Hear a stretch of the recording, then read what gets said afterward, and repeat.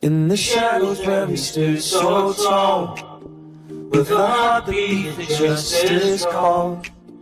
Through the lanes he captured the fight, and every struggle we found the light. Pinnacles echo with voices loud. He stood for the lost, he stood for the crowd. A friend so loyal, a spirit so bright. Now the world feels dimmer without his light. But in every tear that falls tonight, I feel his passion. So with that, I'm going to open it up with the piper Rita, and Rita Farrell can play the first song, which I believe is O'Neill's March, is it? O'Neill's March.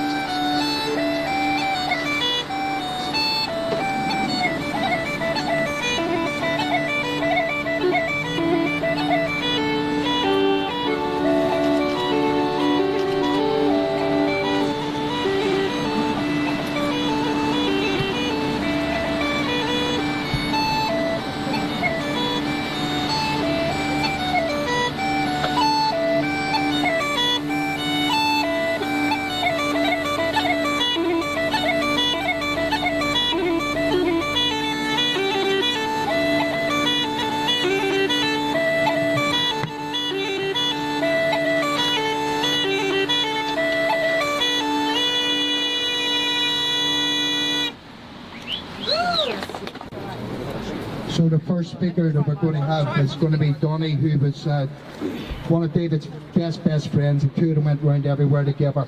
So Donnie, would you like the open proceedings tonight, please? I'd like to thank everybody turned up here tonight to this vigil for my late friend David Lear. He was my best friend for nearly 25 years. During that time, I got to know Dave very well and all his family, and a lot of his good friends.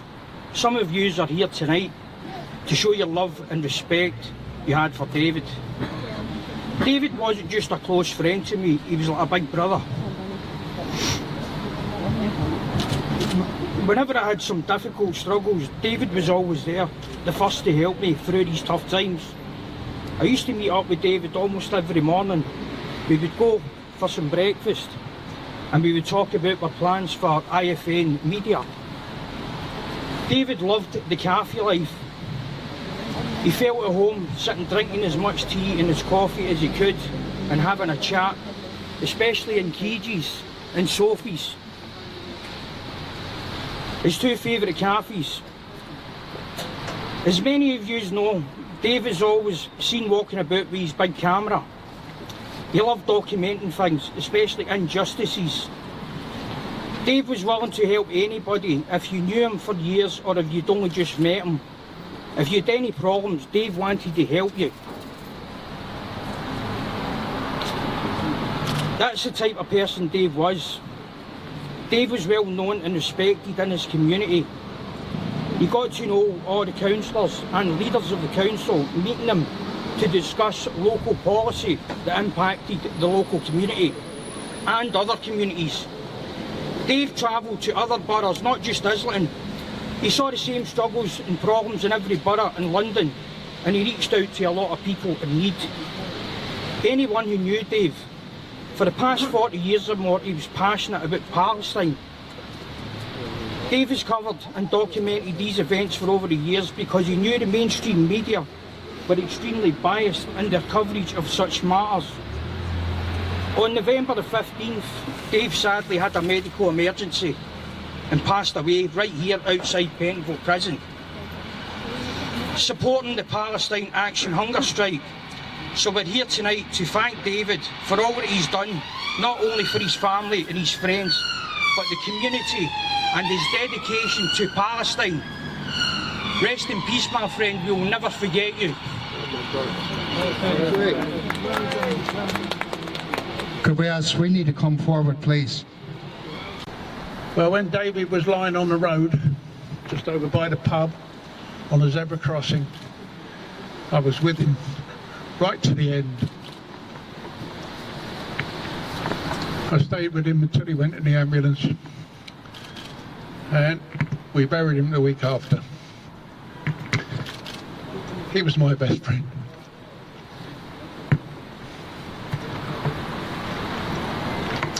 He helped everybody. Anybody who was in trouble, anybody who needed help, David was there. I spent many a day filming with David on marches all over the place. And somebody, you know, anybody who had a bad word for David, they didn't know him. And they had no right to talk about him. There's many faces of David here. Yeah. All walks of life. Different haircuts. Different hats. But he was a good lad. Yeah. And yeah, he had a bad heart. But he had a heart of gold. And thank you. Anybody who knew him will never forget him. He's going to be very well missed. My name's Carol, and I'm part of a little group called the Unity 5. We're the people from the RMT who stood outside Unity House fighting for justice. And who was there all the time? Standing with us, encouraging us, it was David. Now the people inside Unity House were pretty nasty. And one day, one of them said to me, I don't really have to be that nasty to you because you're so old, you smell of death. Now I'm an experienced person, I've been to a load of pickets, but I was so shocked, I was swaying here, swaying there. Somebody took me to a chair. And who was the first over? It was David. He said, what's wrong? You look awful. And I told him. And he said to me, we all have to die one day. We all have to smell of death one day. But for you, it's not for a long, long, long time. Who'd have thought that David would die before me? If there is a place called heaven, David, you're there. You are a truly wonderful man. Thank you for existing. Emma's here, David's daughter. Thank you. Hi. So yes, some of you will know my dad from his childhood in Wales, and others from the home he made in the Cali, frequenting every cafe along the way. You might know him for his eccentric collection of vintage phones, his love of music, especially David Bowie and Gary Newman, or of Doctor Who, or of cats, or because he drank all the tea in your house. For many, you'll have got to know my dad through his activism, always with a huge camera in hand, documenting the injustices of the world. Dad's passion for social justice inspired me. My entire career has been in welfare rights, starting from volunteering at the little Citizens Advice Bureau around the corner from him in Islington. Yeah, Dad helped so many people. For me, my best memories will be getting picked up from school and heading to Arthur's Cafe, which is down in Kensal Rise, for cake and custard, or a breakfast at Le Café de Light, which used to be down there years ago, where I first met Don, actually. Staying up super late watching YouTube clips, films, or debating and putting the world to rights. I loved the hours we spent in museums together in the summer holidays, our daddy-daughter adventures, and that's something we'd started doing with your grandson too, and I was so looking forward to more of those adventures with you. Dad passed away filming a solidarity event, camera in hand, on the Cali Road with his friends around him, and I don't think we could have planned a more dad way to go. I just want to thank everyone who's here, everyone who's reached out, shared their memories, stories of how much Dad meant to them. And thank you to the first aiders and the nurse who were nearby and tried so hard to keep Dad with us. I'll cherish our memories and time together, and I'll always let your grandson know how much you love him. I love you. Thank you for everything, Dad. Well done, Emma. Thank you, Emma. I know that was very difficult for you to speak. Okay, I just want to say something as well. I'm a friend, and I met David through Donny.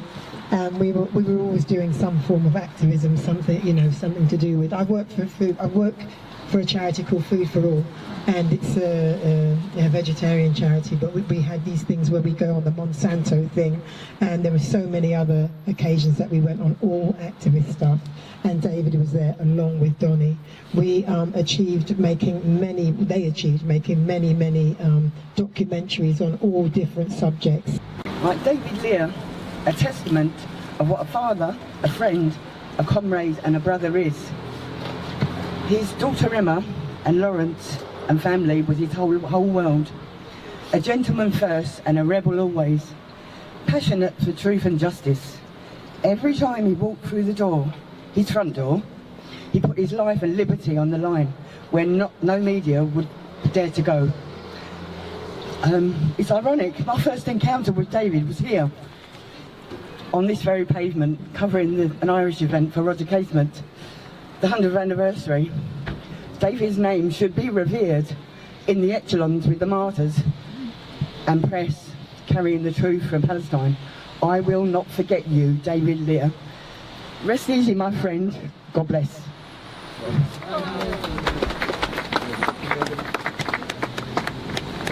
So we're now going to have the next song, and the next part will be, I suppose, after this song, we're going to ask people from the Palestinian solidarity movement to come forward.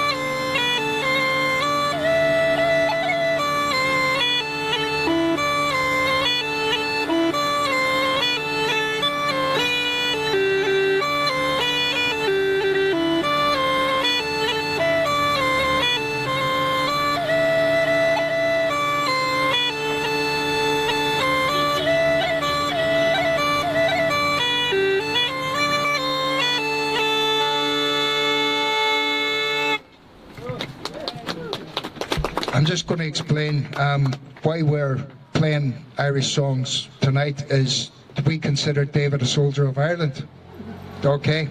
Because he was there supporting us on every struggle. There's going to be other music later on. There's going to be some of David's favourite, David Bowie. So that will be a bit later, so don't worry, there's going to be a different mood towards the end. But we thought us from the Irish community would commemorate David in a way that he helped us in our struggle, and we asked for an Irish piper to come up here. So the next part of this is going to be how it's going to run. We're going to have people from the Palestine struggles coming forward, speak about Palestine. Then we're going to have a little bit more music, and then we're going to have the hunger strike people to come forward. So if you said that you were going to speak, could you come about Palestine? Could you make yourself ready for the words? The stage now, or there's no stage, but the way towards the microphone.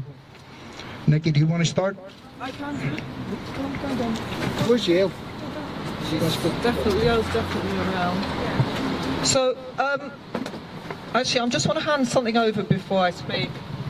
Could somebody pass these around as I'm talking? Because I knew David, but in that sense, and I was here the day that David tragically passed away just over there, but actually I've been asked to speak not so much directly about David, but about what we were doing here on the day when he died. A few words about the hunger strike that's currently going on and what brought us to protest here on the 15th of November.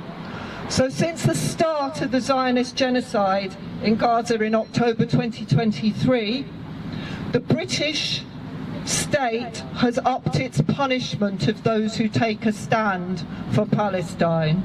There are thousands, literally thousands of people in this country currently awaiting trial on actions for supporting Palestine. And there are 33 prisoners remanded in custody, many of them waiting for court dates as far ahead as 2027.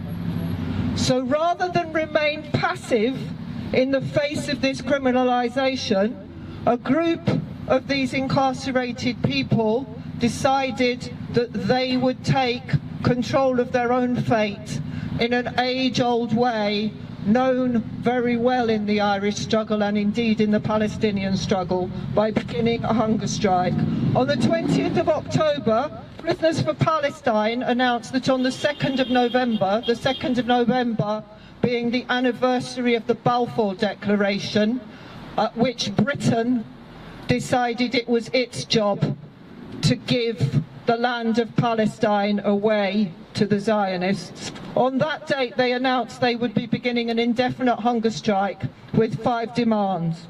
The demands are, firstly, an end to all prison censorship of their mail and communications. Secondly, immediate bail. Thirdly, the right to a fair trial, in particular the disclosure of documents relating to meetings between British and Israeli state officials, the British police, the Attorney General and Elbit Systems, the weapons company that some of them are in prison for daring to attack. Fourthly, the deprescription under the Terrorism Act of Palestine Action, and finally the closing of Zionist weapons manufacturer Elbit Systems' British factories. So there are currently 7 prisoners on hunger strike across 5 prisons refusing food. The health of these prisoners is rapidly deteriorating, but their morale and their will to fight remains very strong.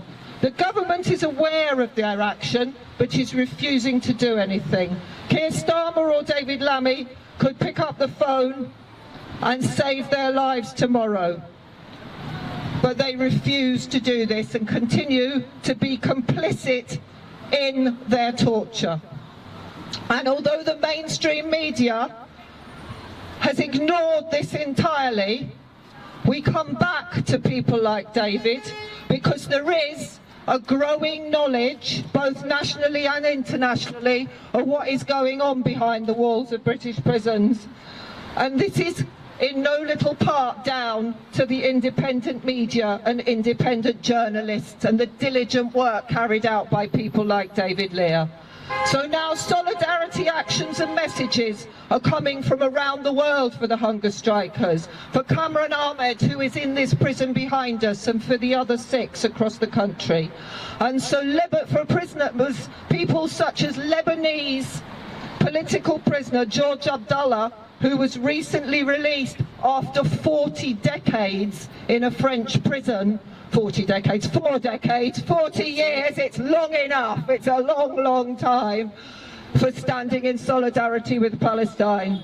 So last night, many of us attended a meeting at which veterans of the Irish national liberation struggle and its hunger strikers in 1980 and 81 brought their solidarity to the friends, families and supporters of those currently at this sharpest end of the British incarceration machine. So in David's memory, I want to pledge solidarity with all oppressed peoples in and out of prison, fighting for justice, and in particular, at this crucial moment, with those on hunger strike. Solidarity. Free Palestine! Free Palestine!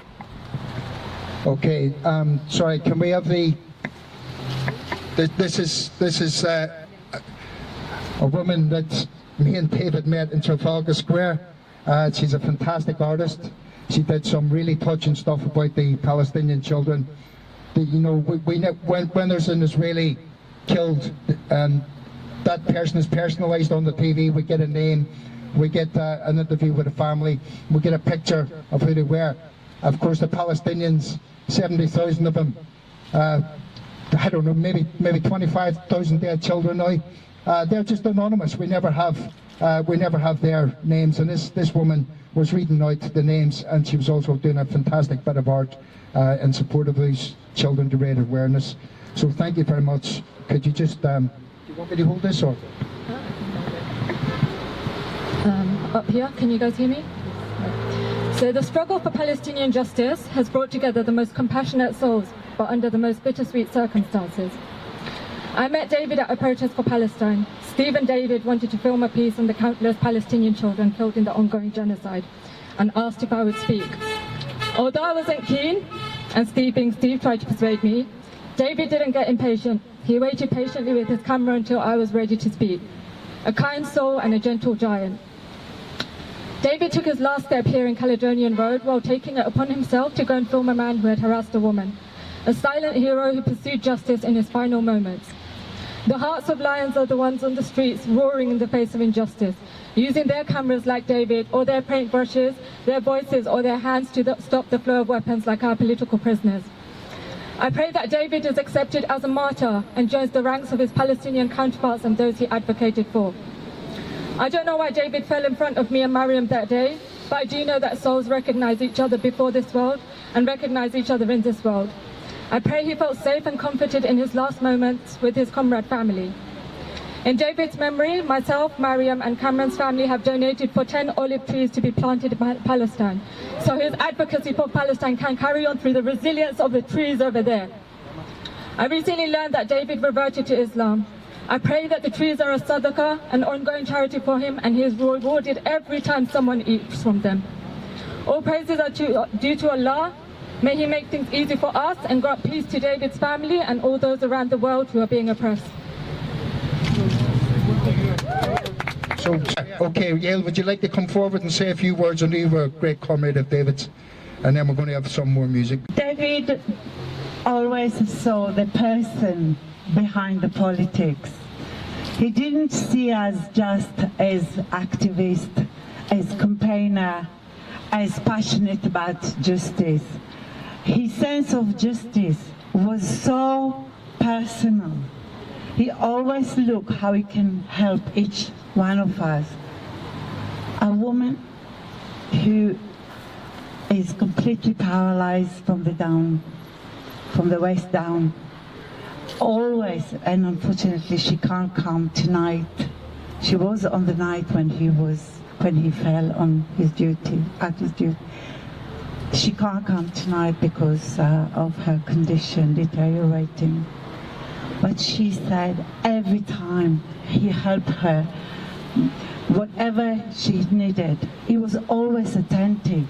He always put the person before the struggle. Very long afterwards, when a thug attacked one of the campaigner of the activist, he went to document it, and unfortunately he fell, and he never recovered from it. He came because he wanted to support us, the activists, and he wanted in particular to support the prisoners who are on hunger strike. And so many weeks later, they are still on hunger strike. And Cameron, who is here, incarcerated here in this very prison, his mistreatment at the NHS hospital was so inhumane. You really got to listen to the details of his sister, what he's been through, that he preferred to be without NHS treatment and decency, to be incarcerated in this horrible prison, who has horrendous reputation of mistreatment of prisoners. Such was the NHS. The medical team were so threatened by the prison guard that they felt that were not allowed even to discuss with Cameron himself about his medical condition, about what he needed. And it was incredible when doctors and medical staff agree that the prison guard, they are the only one that can hear and discuss the medical needs of a patient. This is worse than fascism. Thank you. Free Palestine.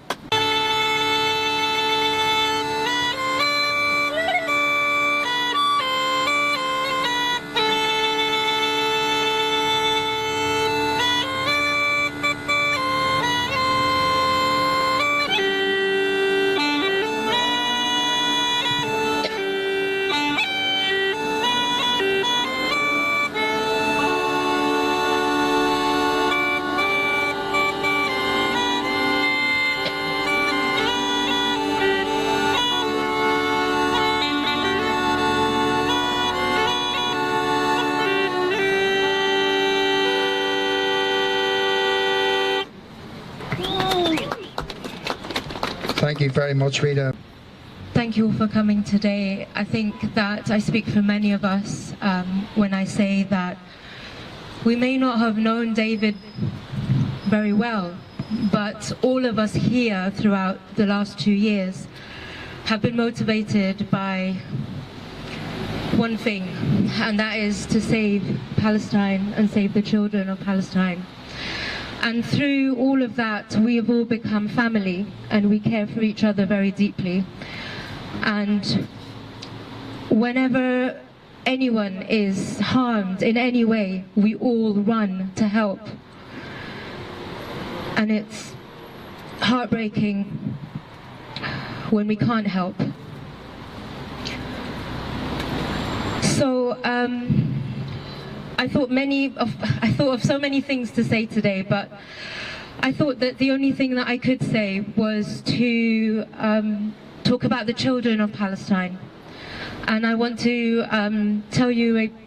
recite a poem that I wrote last year to commemorate 1 year of this awful genocide.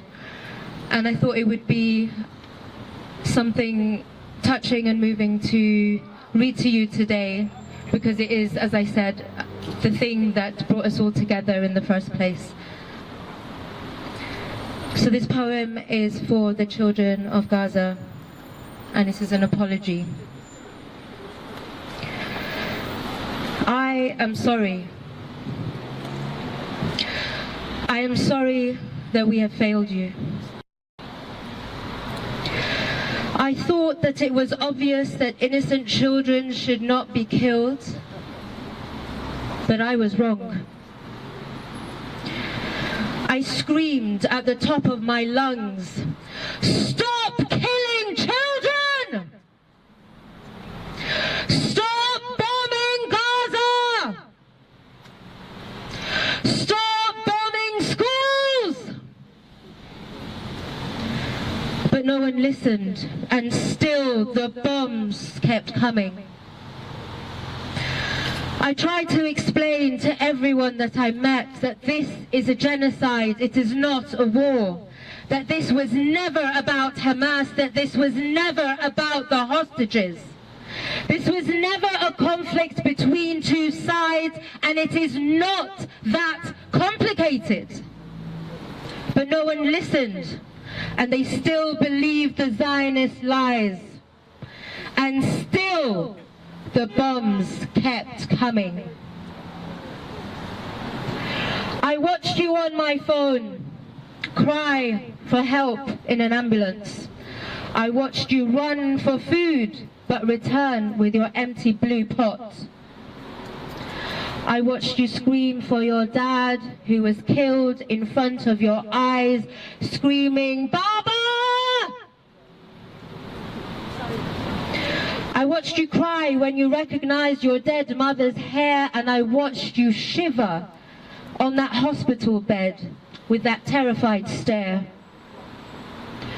I watched as they removed those pink rollerblades from your cold feet, and I watched you breathe your last breath under the rubble. I watched your granddad kiss your still eyes, and I watched while you ran towards the aid that fell from the skies. I thought that if I liked all the posts and shared all the reels and left the comments and saved to favorites and used those videos and used that music and did everything I could on my social media, and people will be able to see. I thought that if more people knew, the killing would stop. But still, the bombs kept coming. We gathered, we protested, we went to leaders, we signed petitions, we lobbied MPs, we boycotted, we tried to convince the people to stop this massacre.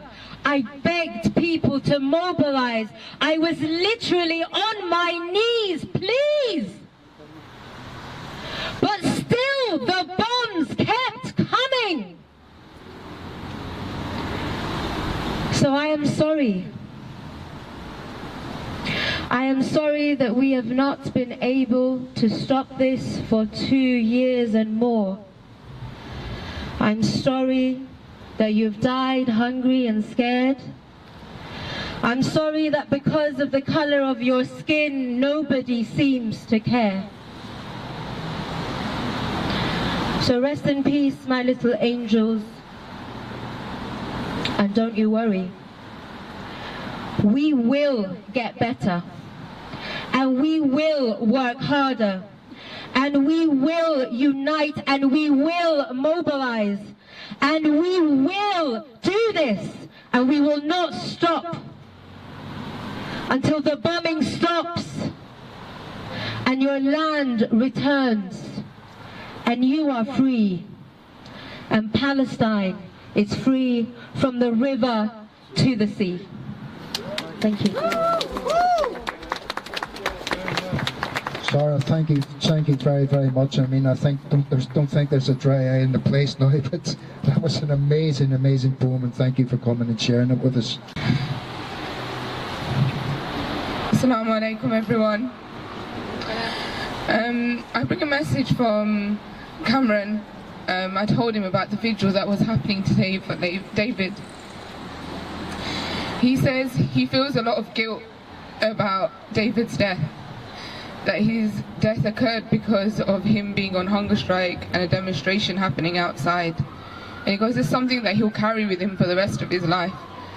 That a comrade was out here, and in the last moments they were out supporting the hunger strike that he was on, and for the Palestinians. Honestly, I couldn't think of a better death. To be holding in your convictions, to be standing for what you believe in. I can't imagine a better place. But it also made me think about, this shouldn't be where we are. We shouldn't have to be doing this.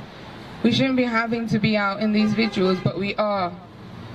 We shouldn't be having to do these protests, but we have to, because just across the ocean, there's a whole population of people being decimated and crushed, and they're still being crushed despite a ceasefire. And now we have people on our soil on hunger strike for these very people. I think about the sacrifices that people make. And that day, David did something amazing. He decided to come out to support his comrades. He decided to document what was happening was an abusive situation, which I witnessed myself.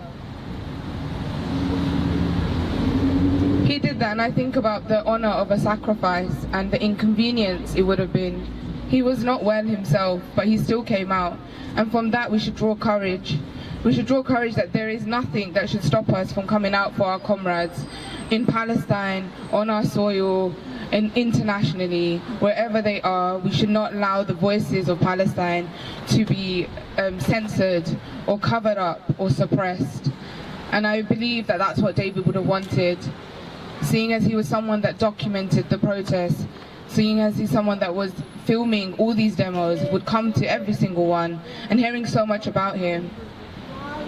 My sadness comes from the fact that I wish he was the David I was speaking to, not the Lammy, David Lear. I wish it was him that I had to have that conversation with, I could speak with. And my greatest regret from the day of the last demonstration here was that I didn't speak to him. I didn't get a chance to speak to him.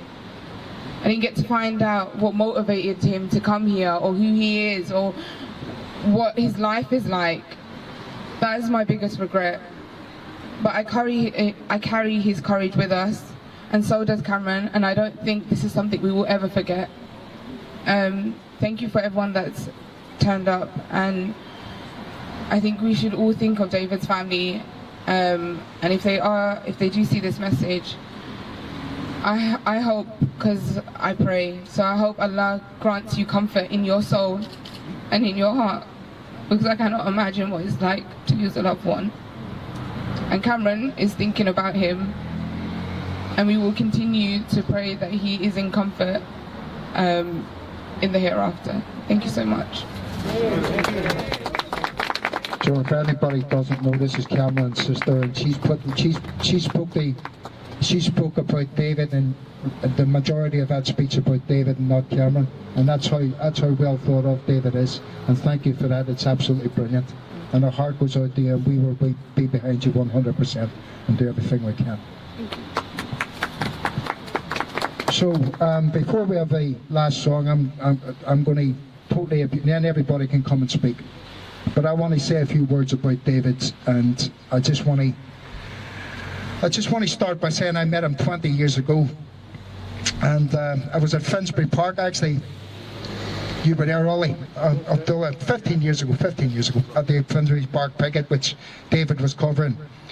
And we bumped into each other over the years, and he was always around picket lines, showing support, doing everything he could for people, right? And the thing is, he never asked for a penny, never asked for a penny. And he's the sort of person that he put other people first and he put himself last. That most people, you could persuade him to have a cup of tea. He loved cups of tea. And, you know, funnily on the day that he did pass away, he'd just been down to the shops and got a big load of tea bags.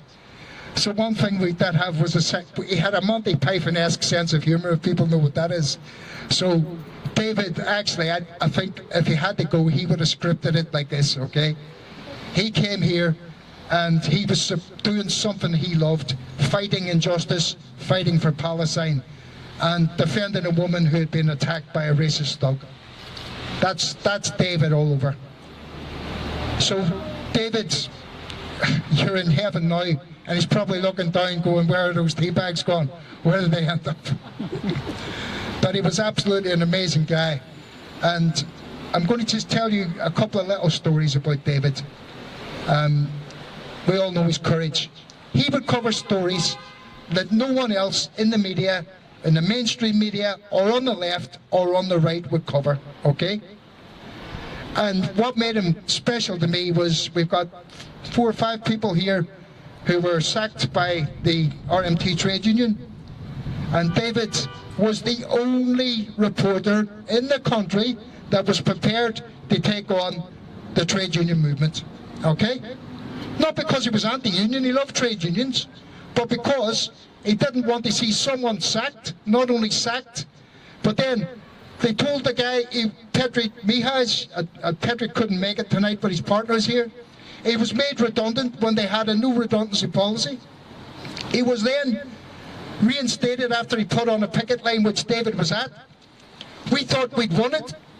And what they done, they reinstated him, took back his redundancy money, and then sacked him for putting on a picket line. So David was there for months and months outside that building. He was there every day with his camera to make sure that those people were safe, because they were being abused by people going into that building. And this isn't the time to settle scores, but I'll tell you what, I'm going to name him, because the abuse that they gave David, I think, may have contributed to what happened. And they were the General Secretary of the RMT, Mick Lynch, the current General Secretary, Eddie Dempsey, the Assistant General Secretary, John Leach, the President, Alex Gordon, and a plethora of other people who should have known better. What sort of a trade unionist crosses a picket line? Why should it be down to somebody like David Lear, an independent journalist? They have to expose that. By the way, this was all in the middle of a national rail strike. Now, if that had been any other journalist, wouldn't they have turned up at a place of work and gone, well, this is a bit hypocritical, isn't it? The leadership of a union crossing a picket line. They would have made great play of it, but for some reason that didn't happen. David was the only person. I'll leave you to speculate why that may be, or why not that may not be. But David himself was assaulted outside that building. I wasn't there on that day, and I'm glad I wasn't there, because I'd be in that Pentonville jail now if I had been there. But one thing I will say about David Lear, he had a fantastic sense of humour. He turned up to film Pedrit and Mark and Carol and who was the other person? Peter. Peter was dressed up as a kangaroo, right? Mark was dressed up as a judge, and Pedro was dressed up as a policeman. They were chasing each other over the streets. And I'm sorry, I'm going to have to say this, and I don't want to offend people, right? But they called the police, right? They called the police to these three people, pretending that they thought they were impersonating the police, running up and down the street in a kangaroo suit, like, you know. And they called that man there, Peter. Peter is another absolute hero. And Peter was in the kangaroo suit. And for anybody that doesn't know, a kangaroo's baby is called a joey. Okay, it's called a joey. So the police went, you know why we're here, don't you? And he went, no, why is that, officer? And he said, somebody's been impersonating a police officer. And Peter turned around quick as a flash and he said, I thought you were going to say I was stroking my joey in public. But that was, David Lear was absolutely cracking up about that. He lived out on it for months telling that story. And that was the man he was. In every situation he drew the humour out of it. He would draw the humour out of it. So I want to remember David as a comrade, I want to remember him as a fighter, but I want to remember him most as a very, very selfless human being. And I think the turnout tonight, everybody that's met him will remember him, and everybody who has met him will actually remember what a fantastic, fantastic person he was. God bless you, David, and rest in power, comrade.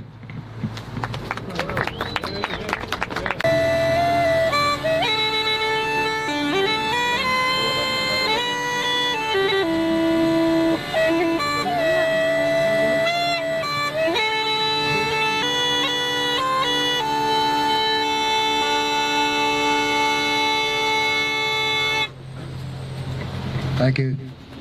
And just want to say again, it's absolutely wonderful, absolutely wonderful. I'm glad we took you and not the fiddler now. So look, I've asked some people to speak, and can they come forward, please? People are volunteering to speak. So David, right? So I'm going to briefly run you through David's religious life, right? He was of Jewish, German, and English heritage. With some Irish in the background. He was raised from the age of 3 in Wales, where he became a native Welsh speaker. He became a Christian, and then he never told me this. In 15 years, he became a Muslim about 15 years ago. But such was David's character, right? We've got, he was friends with people of all religions. And he was a socialist, and that was the thing. He was a socialist, and that was his class politics defined him. And this is my good friend Sylvinder, and we used to do a podcast together, me, David, and Sylvinder, and other people. And Sylvinder, would you like to say what you thought about David and your experience of him, please? I was recently involved with David in running some discussion forums. And when I heard David fell here, outside Pentonville prison, it reminded me of our own history. This is the very prison, the very jail, where our martyr, Shahid Udham Singh, was executed. What did he die for, and what did David stand for, are the parallels I like to draw.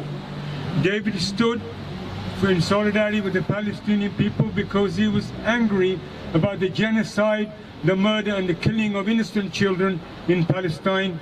Shahid Udham Singh was executed for the same reason here, because in 1919 in India, innocent children, women were massacred in the Jallianwala Bagh, and Shahid Udham Singh, who saw that, came to Britain and took vengeance and killed the very person responsible for that massacre, and he was held in this very prison. Who actually supported Shahid Udham Singh in this country during those hard times when he was in prison? It was the Irish Patriots. Still we can find in Ireland scripts of the Irish Patriots supporting this, our patriot who died. But why did the Irish Patriots support Shahid Udham Singh? Because there was a common struggle. India was colonized, fighting for independence. The Irish people were fighting for their freedom and independence, and David, being from the Welsh background, they were also fighting for the freedom and independence. But what disappointed us was that what did the Labour Party do at the time? What did the Conservative Party, the mainstream capitalist party, do? They were complicit in his execution, as they are complicit today in the massacre of innocent people in Palestine, because the allegiance of the Labour Party, the Conservative Party, the capitalist party is not with the Palestinian people, but with the multinationals, the merchants of war who are making profits from those massacres. We were also disappointed at that time. The trade union leaders did not support Shahid Udham Singh, just as now the trade union leaders, as many of our comrades have mentioned, are not supporting neither the interest of the British working class, nor are they supporting the Palestinian cause. Were, then the trade union movement would be with us today in large numbers, not our comrades on hunger strike. The trade union leaders would say, no, we are going to be in solidarity with the Palestinian people, with the British class, working class, and fight for the common cause, because the common cause is common.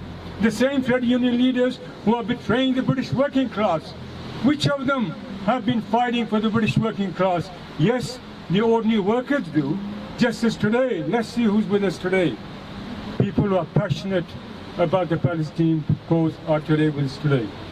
People who are from the British working class and the Irish Patriots are here today. These you reflect the sentiments of the broad masses of the British population, but not the traitors within the mainstream capitalist parties or the trade union movement. It's time that change occurred. It's time those leaders who are, if they're not loyal to the British working class, can we rely on them to be loyal to the Palestinians? And we feel disturbed when they share the same platform that with, oh, we are in supporting Palestine. How could they be doing when they're betraying their own working class? How can we rely on them to stand in solidarity? It's time the British working class mobilized in a strong way and build fighting trade union movements and their own independent organizations that are loyal to the interests of the British working class, support the struggle against capitalism, struggle against imperialism, for socialism, as David stood firm. That is the task, what we can take from David today. Let's uphold that cause and get rid of the traitors who betray us, and it is you we need to mobilize, people like yourselves, on a mass scale to change the situation, such Palestine would be free, such as there be British working class be free from the yoke of capitalism, monopoly capitalism, and pave the way towards socialism. Maybe there should be some periodic strikes. not just hunger strikes, but worker strikes in solidarity with the hunger strike. It is these struggles, periodic strikes, general strikes, and intensification of those struggles which will lead to change of the system, so we can have a socialist system where workers, people are decision makers, they're in power, not the monopoly capitalists, and this is what David wanted, and let's fight for that. Thank you. Fantastic, Salvender. And Salvender is a representative of the Indians Workers Association, Great Britain.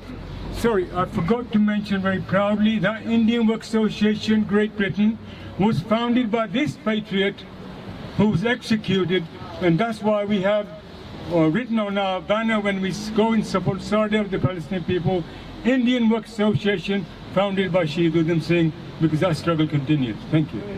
Trade union leaders on platforms in Trafalgar Square saying how much they support Palestine. Well, if they don't support Palestine enough, they risk their huge salaries and their business expenses and their company cars because they fear that they're going to be sequestrated for having the political strike. They don't love Palestine that much, but they're quite happy to get on stages and talk to tens of thousands of people and say what a wonderful thing Palestine is. But it's okay. The trade union leaders, that will be their legacy of history. But I'm going to quickly tell you about what happened in Ireland during the apartheid era. Dunn store workers refused to move South African oranges, of all things, and lemons, oranges and lemons, wasn't it? And they went on strike, and it was absolutely enormous. They had enormous repercussions. So if trade unions leaders won't lead because they're afraid to lose their privileged positions, people can do it themselves by refusing to handle Israeli goods, by refusing certainly to handle Israeli weapons. And that would bring this slaughter in Gaza to a quick end. So the next man needs no introduction. This is our Taoiseach. This is the leader of the Irish Brigade, who's mobilised Irish people in support of Palestine all over London, consistently in support of the hunger strikers. Frank is a great leader and he's a great speaker. So Frank, I think you're going to draw some comparisons between the Irish hunger strike and the hunger strike that's going on and other things. Thank you, Steve. Good evening, everybody, and thank each and every one of you for turning out here.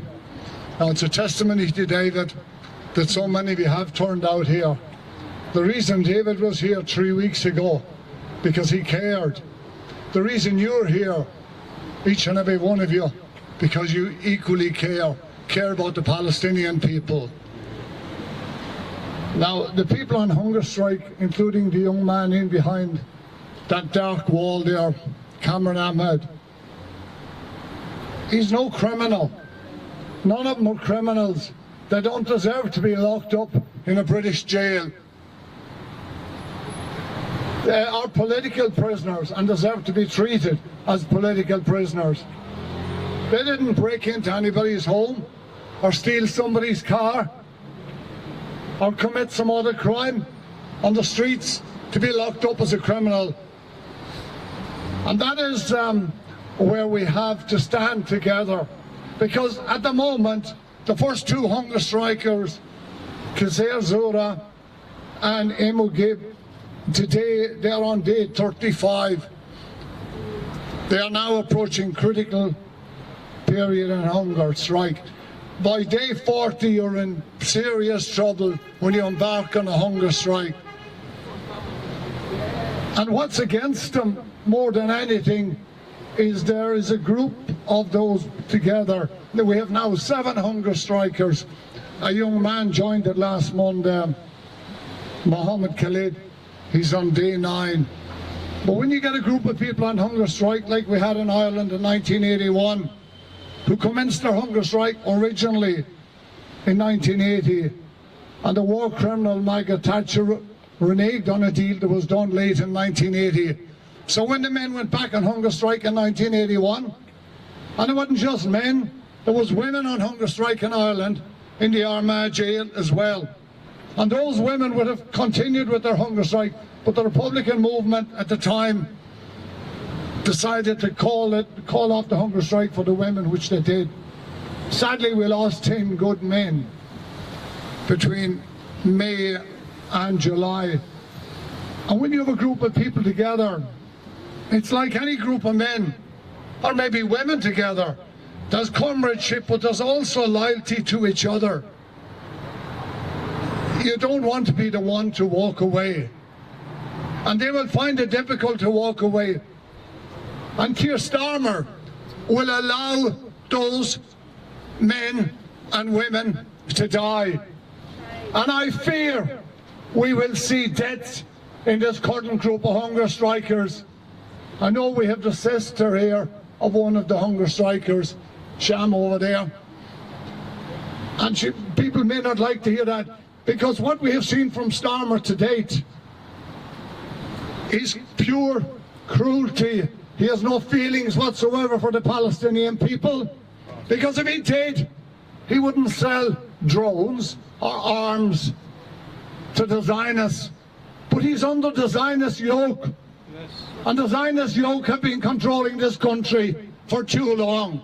The Zionist yoke controls most of Europe. It controls the USA. And we have, each one of us, we must make every effort to bring down the Zionist yoke. Yes. Because it's the Zionist yoke is responsible for that young man behind that wall. It is nothing else. And go back to David. Like I said earlier, the reason David was here, he cared. David is no different from the 250 cameramen and journalists that we have seen executed by the Zionists in Gaza. Most of you will remember Anas al-Shari, who was murdered about 2 months ago. They're only doing their job. David goes out to do a job as well, and came here on a cold evening.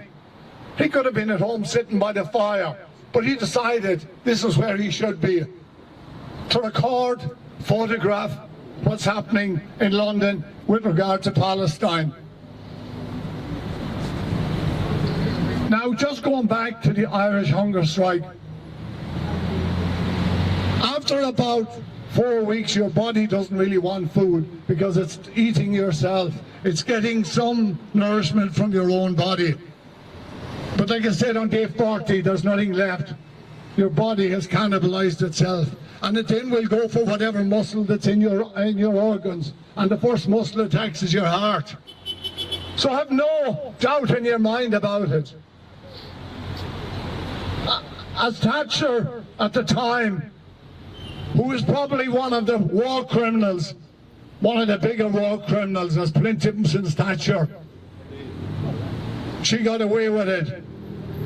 But we have a duty and an obligation to make sure that justice comes to those collaborators, to those Zionists, and the people responsible for the genocide of the Palestinian people. And hopefully one day we will see justice, and we will see them in The Hague. That's where they belong. And I'll tell you, The Hague is a big place, but it's not big enough for the amount of war criminals and collaborators. There was good news from Gaza this week. One of the biggest snakes, one of the biggest collaborators, Al-Shabaab, was executed by the resistance movement.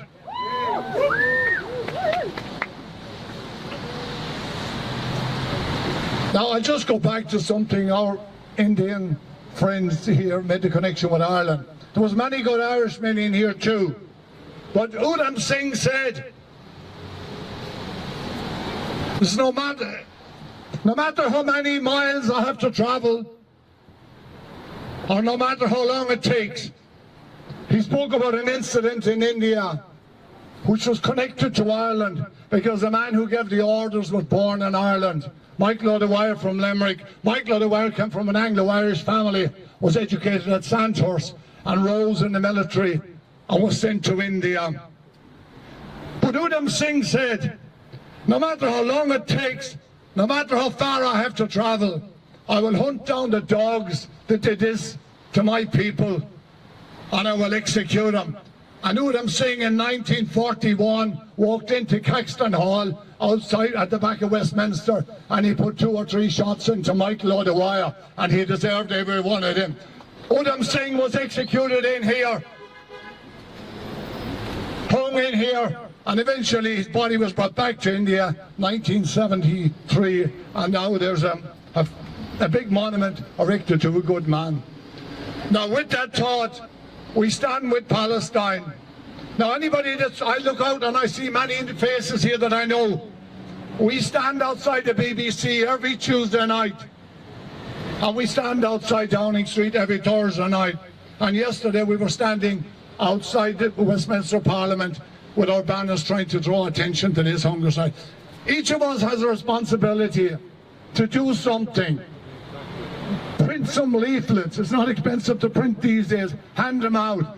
Because the British media and the mainstream media really and the British press are ignoring this hunger strike. We will bring it to their attention one way or another. Find a can of spray and spray it somewhere, but we have to bring it to their attention. Good night, and thank you to each and every one of you for coming out in support of this good man. Thank you, Frank. Mark Harding, are you here? Come up here then. I think Arsenal must have scored, maybe Tottenham, I don't know. But look, Ireland has always been a laboratory for Britain, and the introduction of internment without trial and the things that we're now facing in Britain, then no jury trials, the hunger strikes, the criminalisation of political prisoners, they've all been trialled out in Ireland. And of course Ireland still has got political prisoners. It's not a struggle that's carried on. Although some people who were once in the same party as the hunger strikers, the Sinn Féin party, are now in government, and they are actually party to not recognising Irish political prisoners. So people who start off on a good way can sometimes go very, very wrong. So we have to remember that, and we have to remember political prisoners exist all over the world. They exist here, they exist in Europe, they exist of course in Palestine, and they still exist in the north of Ireland. Whether you agree with their cause or not, they are political prisoners. They're not out robbing shops, they're not stealing bikes, they're not mugging old ladies, they're there because of their politics. I knew Dave from the outside the RMC. He didn't ask for anything. He was a man that was so giving. He gave all his time for over a year in support of me and my colleagues who were outside. He was abused. He never asked for nothing. And with the passing of Dave, we won't see his like again. People like Dave are 1 in a million, 1 in a billion, I think. I'll never see such a man again. And I am hollow because of his loss. And I wish his family all the best in the world. I don't know how I'm going to cope.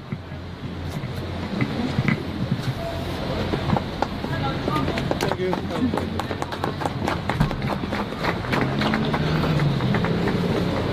Good evening, everybody. I'm not here like great speaker, but I will say some word towards David. I met David a few years back through the brother Steve Hadley.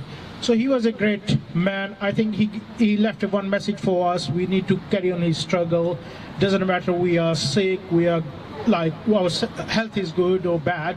Doesn't matter night, day or raining. So we need to continue stand with the with the truth. So that's the message I think we need to follow, and we need to remember our brother David. Thank you very much for coming along. Thank you, Asa.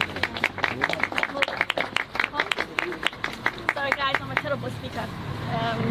I'm a terrible speaker, bear with me. I know David, I think everyone here the shortest time. I like to say that I stole Donny from Steve. I just want to say that even though I know him the shortest time, David was one of the most positive person I've ever met. There was crazy going on with the crazy Zionist, psychotic people, what they were doing to us, especially the election. And David was so protective. And there was an incident that I got into trouble the election night. And David came out of nowhere, protected me because all the powerful politicians in our area wanted to kick me out and push me, and just, you know, Steve and Bridget and Dave protected me. And David used his powerful skills, his reporting journalism skills, and he used the top people that I have a right to stay here and to say what I want. And David fought for free speech more than anyone. And he stood with me, and I stayed, and I laughed, and I screamed even more, and I finished the election. And it's because of that that he was standing next to me when I accused an current MP as Zionist, which was the truth. And he fought till the end, and I stayed. He fought for Palestine. He fought for his free speech. He's against injustice, like many people standing around here, all of you. And we need to finish his work. I have no doubt that the work he started, like his company, he's got good hands, people like Donny and Steve Headley. But I'd like to say to you all that he had the biggest heart. He had time for everyone, the shortest time I've known him. And I want to remember him. He smiled and his strength. He was unwell, and he died what he loved, and he was chasing for justice and freedom for the Palestinian people and all of those people who are suffering. He's a hero of mine, and he's a hero of yours, and he will continue to be remembered. And I just want to say, if you can all help me and shout, "Free Palestine" 3 times. Free Palestine! Free Palestine! Free Palestine! And I'd like to add that all his good deeds, may Allah accept all his good deeds, Ameen. And we want justice for brothers in this war behind me. And I just want to say that, yeah, I love everyone, and may we win against this evil government. Thank you. Right, would anybody else like to say a few words before I close? Ollie. Hello everyone, my name's Ollie Abdullah. I've known David for about 30 years. I worked at London Underground, just up the road there, in the booking office, and David used to come in. He used to have so many problems with his Oyster card, and I used to sort his ticket out all the time.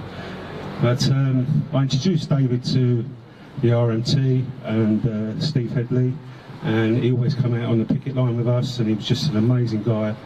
I'll never forget the day, Christmas, he came round my mum's house to have Christmas dinner. We didn't know he was vegetarian, so we've had a great big feed, turkey, beef and that. And he said, I can't eat that. And then, so my mum didn't know, so she took it all away and made him a load of vegetables and potatoes and that.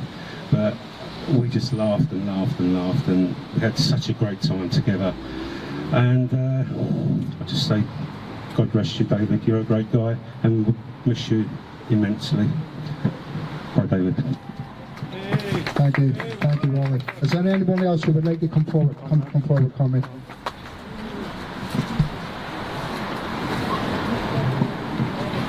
Hi everybody.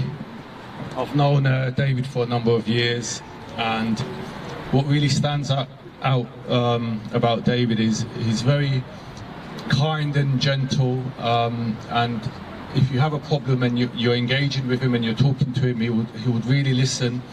And he was very positive, very kind, and I'll always remember that about him. I'd like to say it's very, as sad as it is for us being friends of David or colleagues of David, obviously it's a lot harder for his family, and God bless his family, and in time I pray that the pain will be eased, and that's what I'd like to say. And obviously it's the right thing that we all should stand up for injustice, because you know, if we become sedated to the truth and we're not able to act on injustice, then that's a part of humanity that dies, and we must always remain, you know, true to what's right. You know, what's going on now in Palestine? It's actually, it's very hard to even comprehend that something like this can be allowed to happen, and it's all been planned and it's all been talked about. There's apparently there was a video which I watched many years ago, quite some time ago, and it's Strategy for Israel, Odi Dinan's plan for Greater Israel project. And just like a lot of things which happen. You know, clues are given, it's put out there, and then it happens a number of years later, whether we're talking about 9/11, where the clues are put in the films, they're put in the books. So it's part of a script that's played out, and we should all be conscious to what's really going on, and we all have to be brave, and we all have to be courageous, because that's the only way to really see the truth and to really walk the right path, really. You know, they just, the system and the systems around the world, they just want to dumb us down and just have us just functioning on a certain level. And you know, it's we have to just remain true to our core beliefs. Whether a person's a Christian or Muslim, they're both great religions, and if everybody did what the Bible said and what the Holy Quran said, obviously the Holy Bible as well, we'd all be all right. So yeah, that's pretty much what I'd like to say. Thank you all. David Lear, he showed no fear. He fought for what he believed in and died right here. That's why we're all here tonight, to carry on David's fight. Free, free Palestine! Free, free Palestine! Free, free Palestine! Thank you all again for coming, and we're going to have the Irish National Anthem